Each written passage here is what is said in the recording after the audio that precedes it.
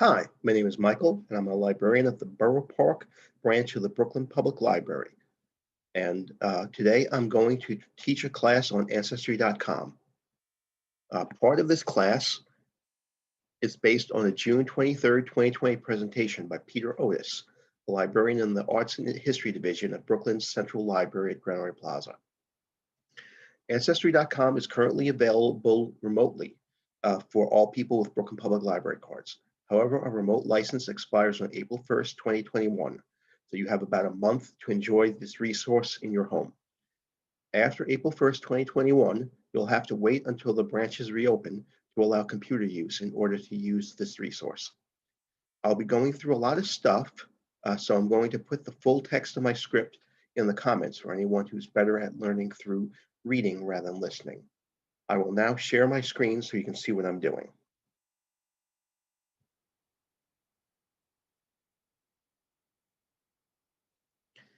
The first thing you need to do is go to www.bklynlibrary.org.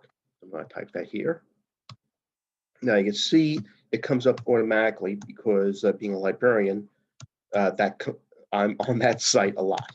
But so you type in bklynlibrary.org.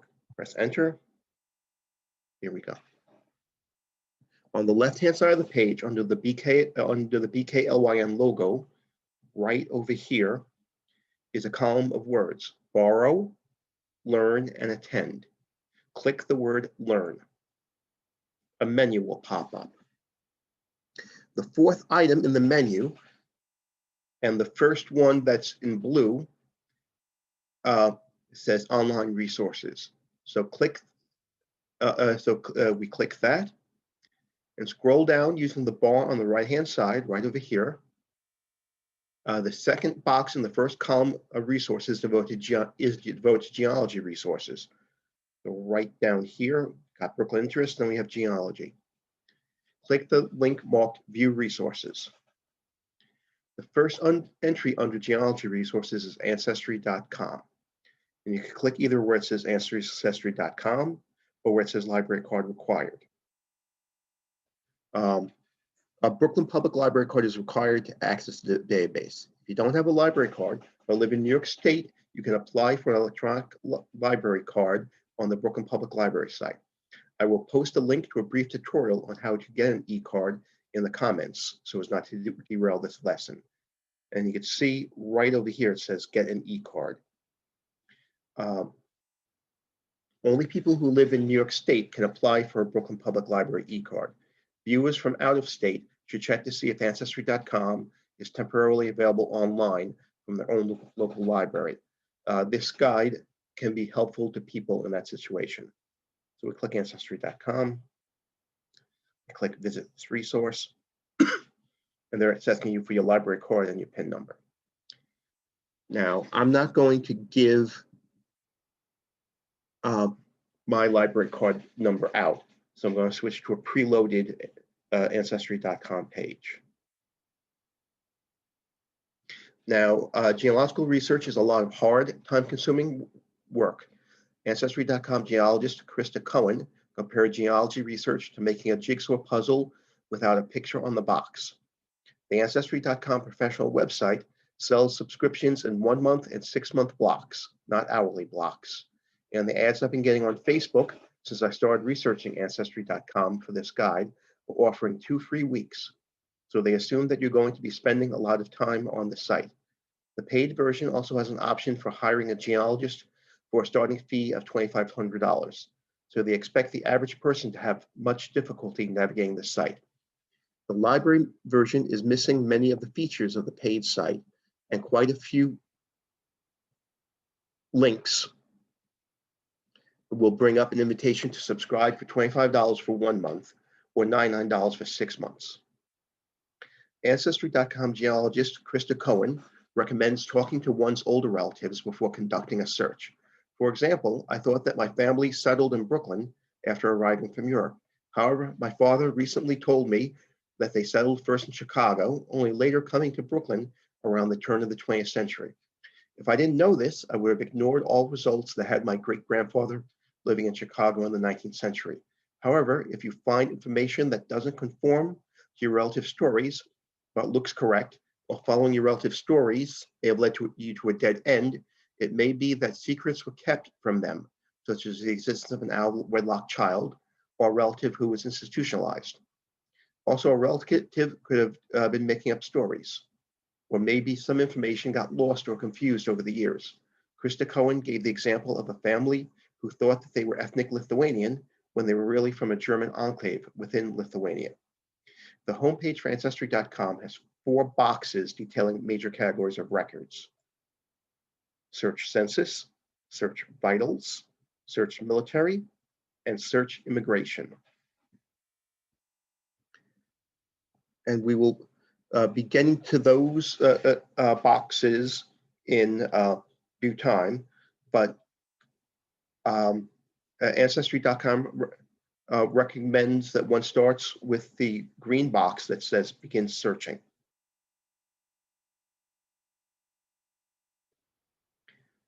So the basic fields are first and middle names, last name, place your ancestor may have lived, or birth year.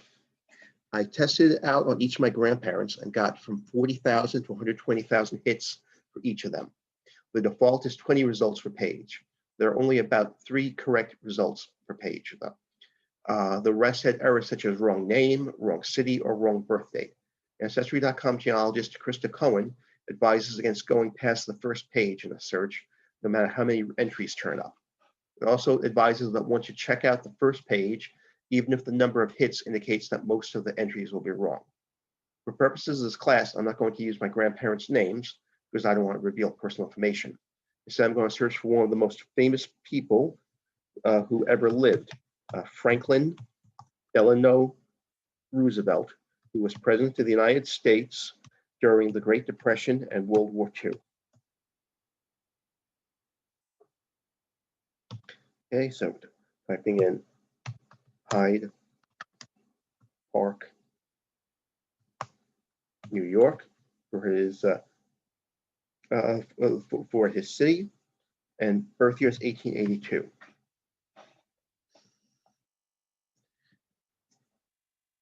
Press search.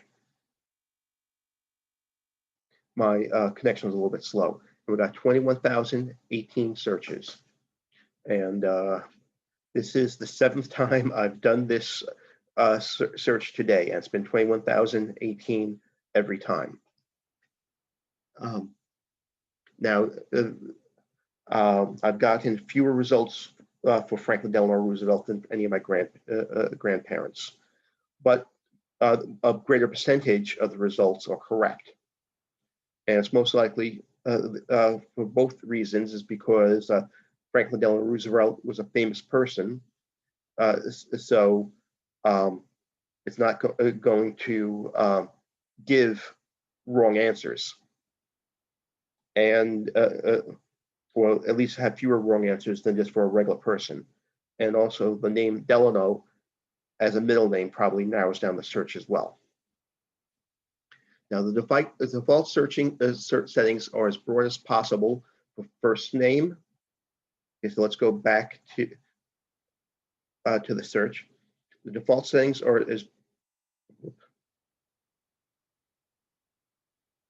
broad as possible for the first name, the place your ancestor may have lived, or the birth year. Okay, so it's broad, almost as broad, broad, broad. The gradations for first and middle names are exact spelling, similar, sounds like, initials, and then broad. And broad means that any first name could pop up. Well, my grandfather's had the first name John, but I would have Michael or William pop up on the first page. The gradations for last names are exact spelling,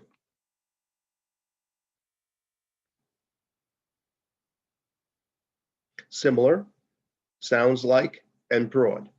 So it's just like that of the first name, except that the initial is not a category.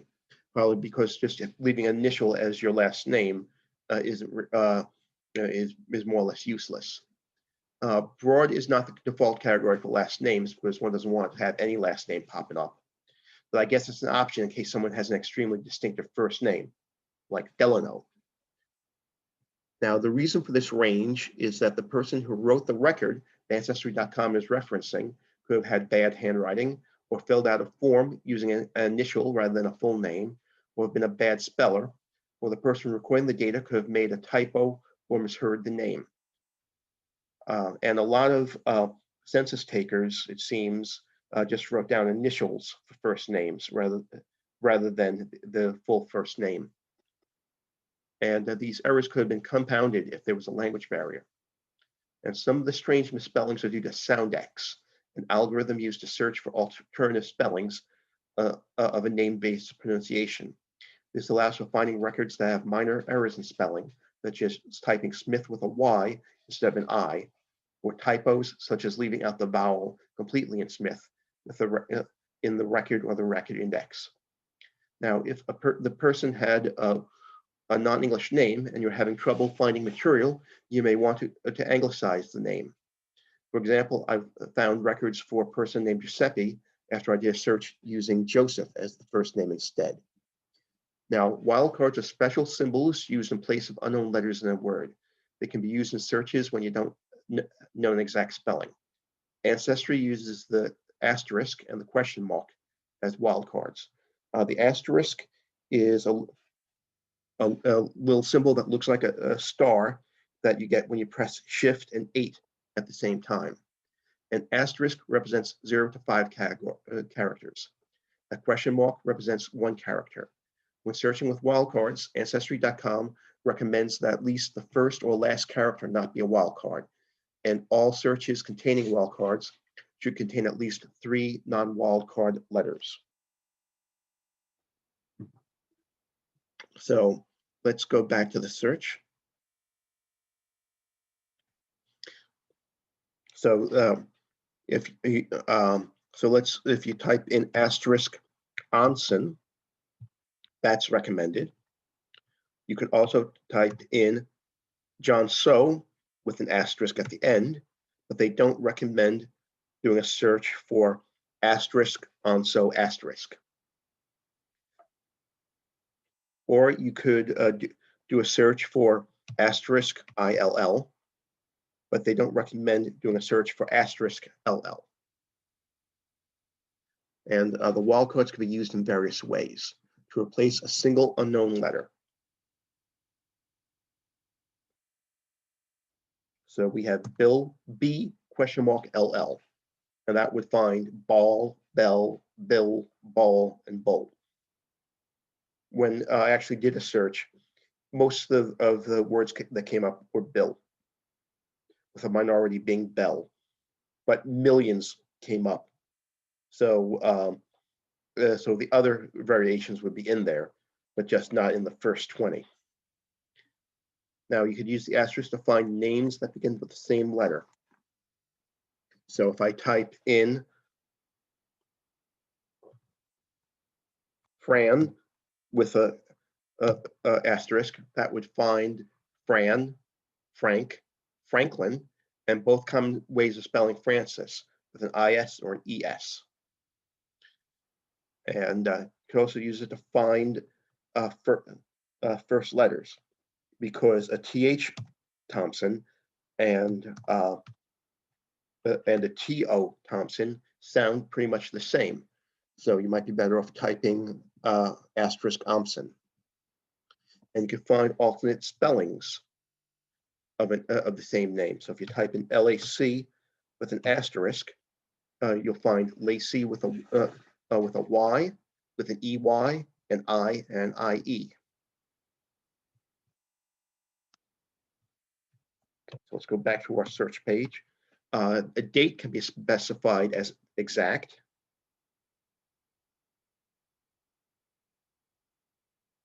Within 1 year, within 2 years, within 5 years, within 10 years, or broad, so anything. And when it says within 10 years, let's say if you're looking for 1970, it will find everything between 1960 and 1980. And Ancestry.com geologist Krista Cohen advises that one should have at least a year or two as a default, because such small errors are very common on census forms and other documents.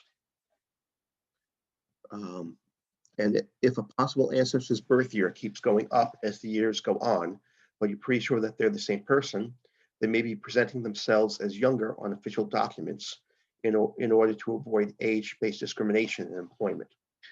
They may resume recording their actual age after retiring. And the place can be specified as this place, county, adjacent county, state, adjacent states, country, and broad. And so broad is anywhere in the world. And country may sound odd, but you might just know that your ancestors came from Ireland or from Italy, or maybe even that they came from Europe. So that's why you might want to be as broad as possible. And one can narrow the choices to exact for all the settings, but even if you're 100% sure of your subject's file statistics, narrowing the search too much may result in getting no results. That happened with a few of my ancestors. I made it exact and nothing came up because maybe somebody made a mistake on their end, who bring in the records. So when we change the search parameters for Franklin Roosevelt from the default to the narrowest possible search, we go from 21,018 records to, come on, 19 records. Okay, so now we're going to go back to the home page, and we're going to go to the census. Okay. Ancestry.com has a full set of censuses from 1790 to 1940. In order to protect the privacy of living people, U.S. censuses are not released to the general public until 72 years after the census was originally taken. So the 1950 census will not be available on Ancestry.com until 2022. Many states had censuses whose information was collected at the 5-year mark. New York State conducted a state census irregularly from 1790 to 1821, and every 5 years from 1825 to 1925. 1925 was the date of the final New York State census. Unfortunately, most of the 1890 population schedules were badly damaged by a fire in the Commerce Department building in January 1921. Compounding the problem, the 1890 census was the first one which was directly sent to Washington by participants rather than filed at a county clerk's office, which passed on a copy to Washington. Only around 6,000 names from all over the country, nearly 63 million, have survived. So that's less than 1 in 10,000. Another problem is that from 1790 to 1840, only the head of the household was listed by the census. So if you're following an ancestor and he goes from being, or she goes from being the head of the household to being a child, then you won't be able to find that person's name. So the members, they were just tally marks with no names or other information. Another challenge when researching censuses is that not everyone fills out the census. As of October 14th, 2020, one day before the end of data collection, only 58% of Brooklyn households have filled out the census. And the self-report rate for the nation as a whole for the 2010 census was 66.5%. There may have been similar inaccuracies 100 years ago. Many people neglected to list children in the census because they believed it only asked for people of working age. Also, it is possible that one's ancestors put inaccurate information on census forms, either deliberately or accidentally, especially if English was a new language for them. The searchable fields on the census database are first and middle names. I'm going to move this bar up.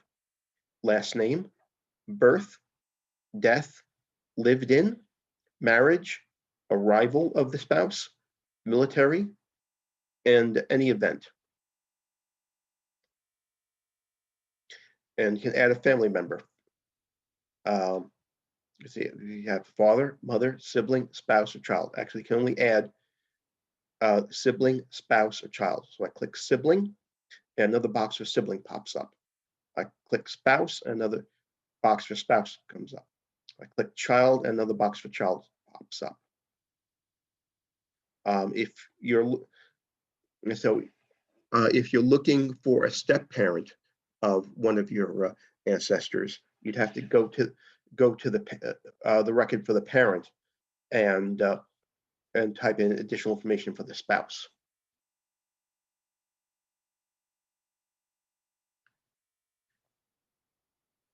And other things, we've got a keyword. You could type in the occupation of your ancestor, gender, race, nationality, residence state, father's birthplace is the father of the person putting out the census, and mother's birthplace. So some of my ancestors, it said like father's birthplace and had Ireland down. And helpful tips are listed right next to the search area of the census portion of Ancestry.com. So you can check them when you conduct your search. One especially noteworthy tip is to see if your ancestor had an older sibling. The birthplace of an older sibling could give a clue as to where their parents married and possibly where they grew up. Okay, so now we're going to press the home button again, and we're going to go to Search Vitals. The Vitals Records section is for finding documents related to births, marriages, and deaths. Ancestry.com is very careful about protecting the privacy of people who are alive, so you can't test the Vital Records section by looking for your own birth certificate. One can find marriage and divorce records even if the subject is still alive. Often the marriage record will be a few days different from the couple's official wedding anniversary because the record will indicate when the marriage license was signed, which may be different from the date of the religious ceremony, especially if the marriage license was signed in a government office and the religious ceremony took place over the weekend. Although the Social Security Death Index is kept private for 3 years after the person's death, I was able to find death records for people who had died as late as December 2019. I was not able to find the death records for anyone I know who died in 2020, but then again, if someone died that recently, you probably have the rest of the information, and the site is designed to discover more distant relatives. Ancestry.com users who are looking for an obituary are offered a link on newspapers.com. Newspapers.com is not a database offered by the Brooklyn Public Library, so one needs to make an account with one's email address. Access to newspapers.com may go away for people at home after April 1st, 2021. Use of this database isn't perfect, as the artificial intelligence sometimes makes transcription errors, especially if the original word isn't a common English word. If your deceased ancestor died in Brooklyn between the years 1841 and 1963, check to see if there's an obituary and if the obituary appeared in the Brooklyn Eagle.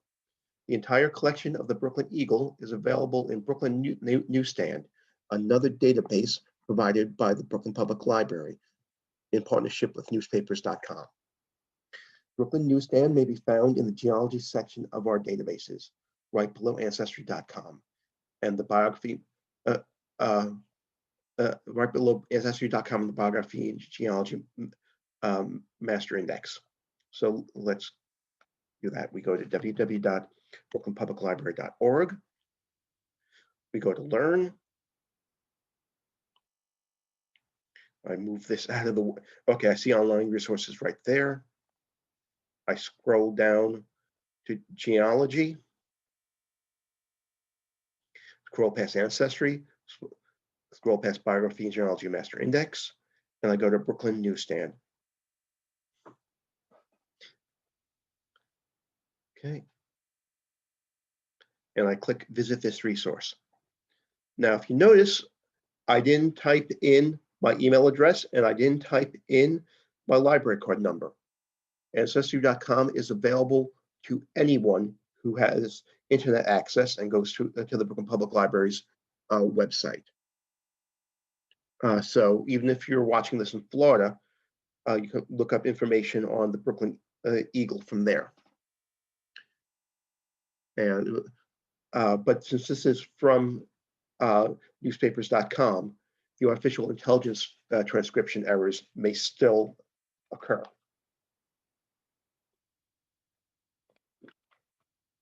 Other resources for New York State obituaries are the databases New York State newspapers, New York Times, 1851 to 2007, with an index from 1851 to 1993, and New York Times digital microfilms for obituaries from 2008 and later.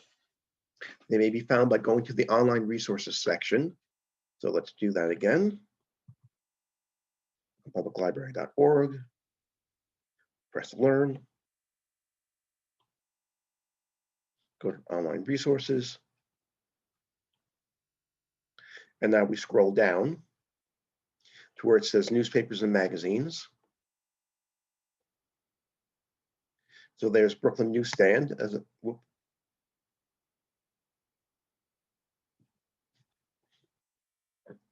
And we have New York State newspapers here. We have New York Times, 1851 to 2007 with index, and New York Times digital microform. Now the two databases from the New York Times, you need a library card, but for New York State newspapers, it says it's free, accessible anywhere in New York State. So I'm guessing that it'll check to see where your computer is, IP address is located. And if you're in New York State, you can access it. If not, you can't. Now, some cultural changes may have to be accounted for. Married women didn't have their own identity decades ago. So in some obituaries, women were listed as the husband's name with a Mrs. in front of it. The obituary for my grandfather listed my aunt with her husband's last name without a Mrs. Prefix as the name of his daughter. Even Eleanor Roosevelt, who was probably the most famous woman in the world at the time, is named as a female Franklin Roosevelt in the record for her November 8th, 1962 obituary. So now we're going to go to the military records. So we press home again. Search military.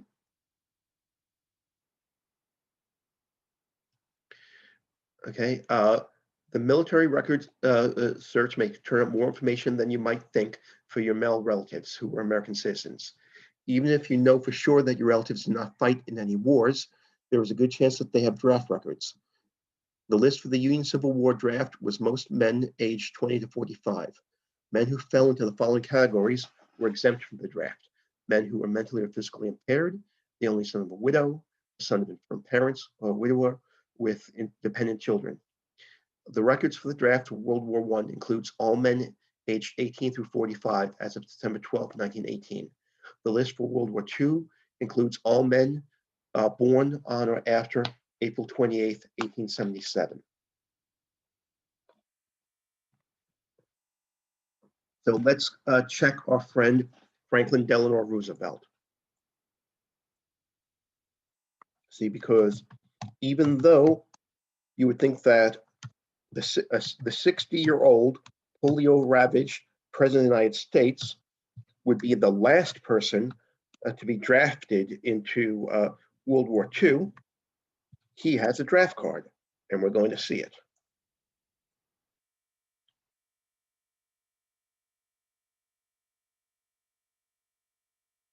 Okay, and now the first thing that comes up is U.S. Sons of the American Revolution. So apparently one of his ancestors served in the Revolutionary War. And so that's another thing that one could find. There's also, and here's his World War I service data. And here's his World War II draft registration card. And you could even take a look at it. Now, one thing that's interesting is that name and address of person who will always know your address is given as Mrs. Franklin D. Roosevelt, not Eleanor Roosevelt. So again, she does not have her own name. She's just Mrs. and then her husband's name. Ancestry.com gives access to over 2 million records of people who served in the Confederacy during the Civil War. However, in keeping with Ancestry.com's commitment to protecting the information of living people, you cannot search for information of a person currently serving in the military. Okay, so now I'm going to go back. Press home. I'm going to go to the search immigration section. The section marked Search Immigration is for searching both immigration and travel records. It has the passenger lists of ships that traveled to the United States. In 1819, federal law required that ship captains provide demographic information on their passengers. Note, the same person may appear on the passenger lists multiple times if they travel back and forth between their home country and the United States, or were people who were born in the United States who visited Europe. Naturalization was done at the state level until 1906, so one should know the state where one's ancestor resided. The state records tend to be sparse in useful genealogical data, whereas records created after 1906, so that's the federal data, contain greater detail. After you're done with the main search categories, you may want to search out the quick links at the bottom of the page. Okay, so we scroll down, and these are the quick links. Okay, one of the links at the bottom of the page are for public member trees. You might discover that someone has made a family tree that includes some of your relatives. These trees were made by Ancestry.com subscribers but are available on the free site. Krista Cohen advises against consulting the family trees first because it is her professional opinion that doing so biases one's search. Because unless the person making the tree was a trained genealogist, they may have made some mistakes. Sometimes the family tree lists the username of the person who made it, making it easy to consult with the person. And other times the username is unavailable, so you have to guess who made the tree based on the information the person searched for. One cannot contact the creator of a family tree using the Ancestry.com database that is available through the library, as that function is reserved for paying users. However, if one can deduce that the creator is a family member, one may have alternative ways of contacting them. I found a tree made by a cousin, but my father said that it had major errors. For example, he listed the wrong person as his great-grandmother. To him, it was just the name of a person who died 15 years before his birth. But to my father, that person was a grandmother who he knew personally. It's possible that the username of the person is only available if they are currently a member. The person who made the tree for my family died recently, so his membership may have expired in between my initial research and writing the final draft of this guide. Okay. Another quick link is schools, directories, and church histories. I helped a 70-year-old man find pictures of his father from his high school and college yearbook. He found these weren't New York-based yearbooks. They were both in New Jersey. I forget the name of the high school, but his college was Rutgers, and he was able to find both the high school and the college yearbooks. And he found the experience to be very moving, as he had never seen a photograph of his father as a young man. And he was amazed at how much his father resembled his 15-year-old grandson in those pictures. And church histories and records are particularly important to find out about ancestors before they came to the United States, especially if the official government records aren't available, such as the 19th century Irish censuses. Okay, another record is city directories. City directories can be used to find the location of someone who was located during a census for the years between the censuses. If a relative is listed as being at one location in 1900 and another for 1910, then the city directories can pinpoint the year the person moved. The city directory section is not recommended for Brooklyn-related searches. Fortunately, the Brooklyn Public Library has archived Brooklyn directories from 1856 to 1967. In order to access them, go to the Brooklyn Public Library's homepage. Okay, so we click Learn. So we're going to go back to the brooklynpubliclibrary.org. If you learn one thing from this, you'll learn how to do this. You press Learn. And we scroll down to where it says Brooklyn Collection. So right over here, where the mouse is. Click Brooklyn Collection.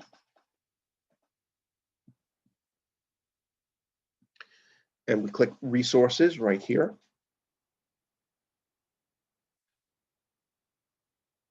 And we go We scroll down to where it says databases, and there's Brooklyn Newsstand again. So now you have a third way of finding Brooklyn Newsstand. You also have Brooklyn High School newspapers, and Brooklyn High School newspapers also gives you access to the yearbooks for select Brooklyn high schools. And we have city and telephone directories online. So we click that,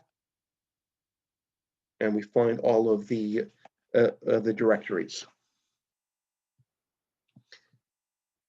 Now, another resource with the link at the bottom of the page are the message boards.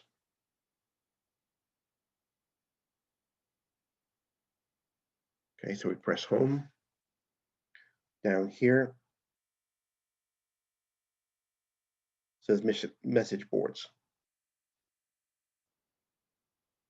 We have categories for Australia, Canada, United Kingdom and Ireland, United States, Western Europe, and then listing for more categories. Unfortunately, while the library account allows one to search the threads, one may not post a question oneself or post an answer or response to someone else's question. One needs to have a paid account to do this.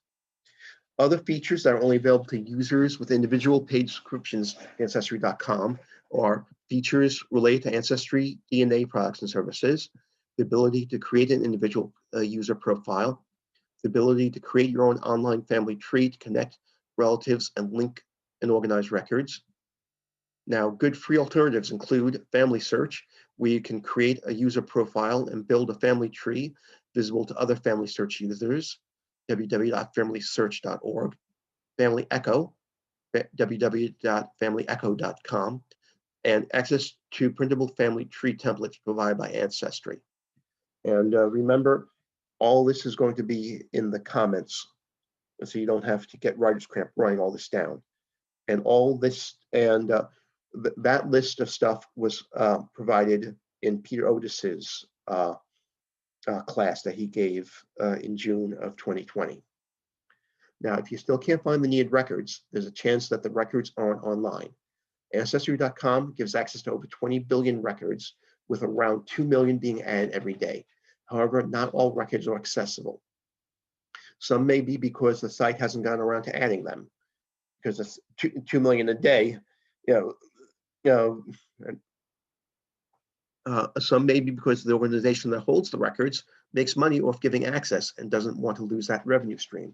And some may not have been considered important enough at the time to preserve, such as Native American marriage records during the Civil War, and some may have been destroyed by accident, such as most of the US Census forms from 1890, or most of the 19th century Irish census forms. If you can go to the search button on the toolbar, okay, the final entry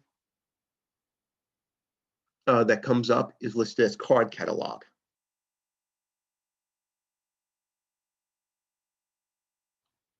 Card catalog can be used to determine what records are online.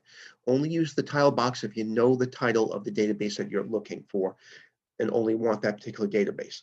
Otherwise, use the keyword box, because typing Holocaust into the title bar results in finding 24 items that have the word Holocaust in the title. But typing Holocaust in the keyword box results in finding 210 databases that have to deal with the Holocaust, but may not have the word Holocaust in the title. Now, the default sorting method is database title, which gives the database in alphabetical order. If you're just starting a search, you may want to search by record count, which sends the databases with the largest number of records to the top. Okay, so I'm gonna move my head. Click date added. So it's date added, date updated. So once you've gone through everything, you might want to look to see like if anything's been updated since you last searched, and record count. So the top item has 19 million records. The next one has 1.7 million items. The next one is 700,000, and so on.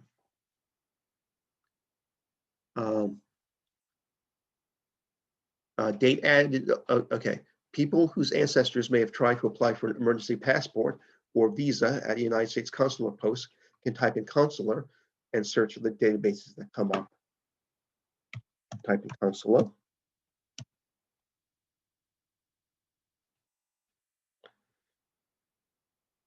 Okay, let me move my head again. So here's the information here. So now for more tips, one can click the item marked Learning Center.